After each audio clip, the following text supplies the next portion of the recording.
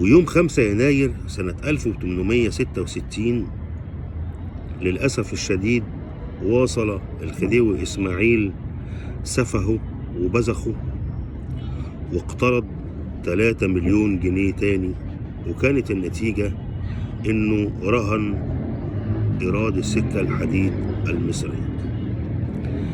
طبعا وقتها خد القرض ده من بنك الأنجلو، وأصبحت الديون كارثة على الحكومة المصرية. وبرضو القرض بتاع سنة 66 اللي هو 5 يناير 66 في ناس كتيرة اعترضت عليه لأنه كان بيكبل مصر، لأنها في ذلك الوقت أصبحت كل عائدات هيئة السكة الحديد المصرية تذهب إلى الديون. وللأسف إنه السلطان في الأستانة كان بيتلقى رشاوي من مصر عشان يسكت على الديون. فضلت الديون تزيد لغاية ما أصبحت الأطماع الشخصية للخديوي إسماعيل مرتبطة بقدرته على السداد. يا ريت يسكت، إنما جه سنة 1867 واستلف قرض جديد كان 2 مليون و800 ألف جنيه.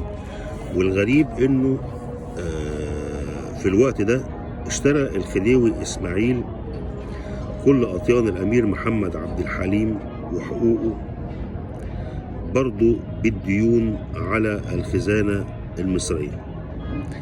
وللأسف الشديد إنه الخزنة المصرية بقت تدفع كل سنة 60 ألف جنيه من هذا القرض لوحده غير بقية القروض لمدة 40 سنة، وكانت بسندات مالية كل سند كان قيمته 30 ألف جنيه، واللي سماها عمنا عبد الرحمن الرفعي بنات حليم باشا. وفضل هذا القرض موجود على مصر فترة طويلة من الزمن لغاية ما تكبلت مصر ودفعت المبلغ ده حوالي 10 مليون جنيه، وفضلت تدفع فيه لغاية لمدة 40 سنة. وبعد كده الخديوي عمل قرض سنة 1867. بعد كده ظهر إسماعيل المفتش سنة 1869 واعتبر إنه القروض اللي كان بياخدها الخديوي إسماعيل مجرد كماليات ضيعت البلد، ولو إنه ما كانش يقدر يقول ده بالمفتشر للخديوي إسماعيل، إنما كتبوا في مذكراته، وبعض المقربين منه في القصر قالوا هذا الحكاية. فما كان من إسماعيل إلا أنه عزل صديق باشا المشهور بالمفتش. استمرت حالة الديون تكبل مصر لغاية سنة 1873. نسيت أقول برضو إن الخديوي إسماعيل استلف قرض سنة 1868 ومن خلال معرض باريس اللي كان في في هذا الوقت يعني. الغريب إنه استلف بقى في القرض ده 11 مليون 890 ألف جنيه.